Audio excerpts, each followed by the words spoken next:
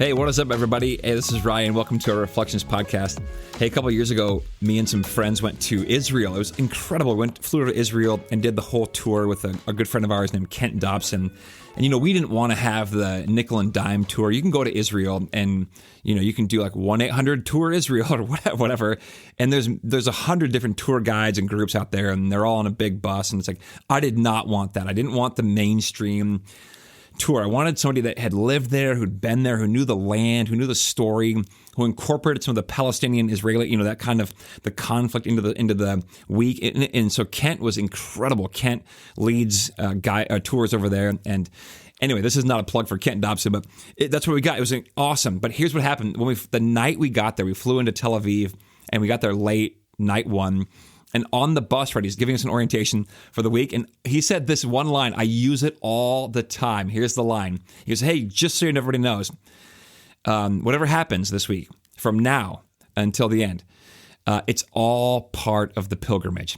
I was like, oh, that's so good. It's all part of the pilgrimage. Because we were there on a pilgrimage, not just a tour. A pilgrimage is this ancient spiritual practice of walking on a place or in a place. Usually it's sort of a place deemed sacred or holy, and we can unpack what that means later. But it's going to a place, a site, and exploring it with your feet and with your eyes open to experience the smells and the sounds and to read the stories of that land and the place. And so it's a spiritual and physical experience, if you will. And so we weren't going over there just to see sights. We were going over there to see the sights, to read the stories, to allow the Spirit to kind of work in us and move in us. And Kent said, whatever happens, it's all part of the pilgrimage. So if the tire goes out or blows on the bus, hey, it's all part of the pilgrimage. If it's raining on day 2 and we're supposed to be, on the Sea of Galilee on the boat, well, it's all part of the pilgrimage. If on day 5, we're going down to Jerusalem and we can't get into this certain area, well, it's all part of the pilgrimage. In other words, whatever happens, we're going to have our hands open and just let it happen because all of it is part of the pilgrimage. Years later, I took some friends to Tanzania. Tanzania is in Eastern Africa, sort of the central part, central part of Africa.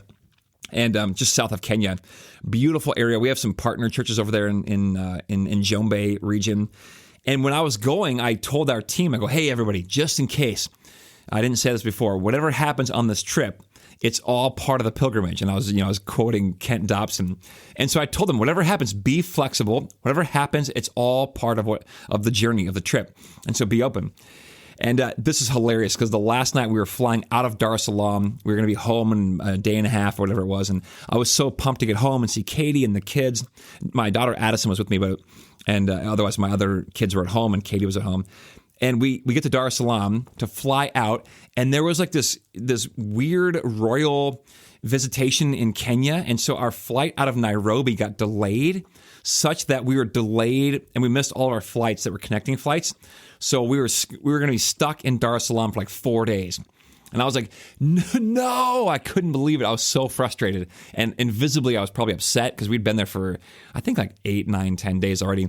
And my friend Dave Nordmeyer, who's an awesome guy, he turns to me and goes, hey, Ryan, it's all part of the pilgrimage. And I go, don't you dare use my wisdom against me, buddy. But he was right. Like, this is all part of the pilgrimage. And one last story. On my birthday, I love my birthdays. I don't know why. They're just fun. It's almost like I have this free, get out of jail free card where I can do whatever I want on my birthday. I usually take the day off, and me and Katie plan like this really great day. Actually, I plan it. She just goes along with me, and I can do anything I want to. Like, I can go to a bookstore and look around for 4 hours if I want to, and she'd be chill. She'd be cool with that. I can go to a coffee shop and just sit with Katie and read, or I can go to a movie and invite friends. We can do. She's like, whatever you want to do, Ryan, we'll do it. And I love that about my birthday. So it's like this time I can just sort of do whatever I want, and which I know sounds extremely selfish, but hey, it's my birthday, not yours. So anyway, so on my last birthday, I just was not I didn't feel inspired to like plan out some ornate birthday happening that day. And so I knew I kind of want to go to a bookstore. We had gotten a hotel for that night, but that was kind of it.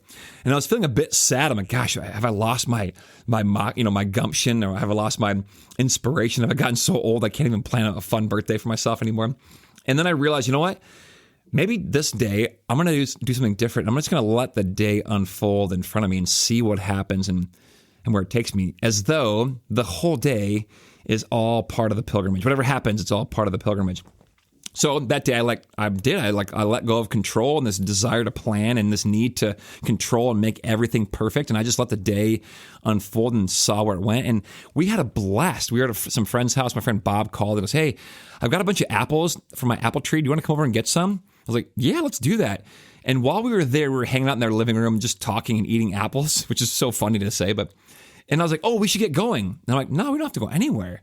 We can just sit here because this is all part of the pilgrimage." So here's what I want to encourage you today. Maybe the next couple of days, if you're like me and you love to control things or plan things or perfect things or get the best or most out of things, or maybe you like to manipulate things in a good way or not. But maybe today, because look, we spend a lot of time and energy on trying to do that. And many of the things are just, quite frankly, beyond our control. And many things we weren't meant to try to control or manipulate or perfect. And maybe sometimes just whatever happens is part of the pilgrimage, part of the journey. Maybe instead of spending all that energy and time on trying to control it, we just let things be. And we just go along for the ride. I'm not saying to become a fatalist, like whatever happens is according to the gods. I'm just saying maybe today or tomorrow, just show up and see where the day takes you. And let go of trying to control everything, or manipulate things, or plan everything, or perfect everything, and just let the day be whatever the day seems to want to be. So today, may you see that it is indeed all part of the pilgrimage. All right, love you guys. Peace.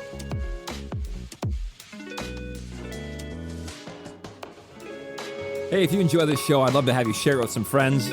And don't forget, you are always welcome to join us in person at Central in Elk River at 8:30, which is our liturgical gathering, or at 10 o'clock, our modern gathering. Or you can check us out online at clcelkriver.org. Peace.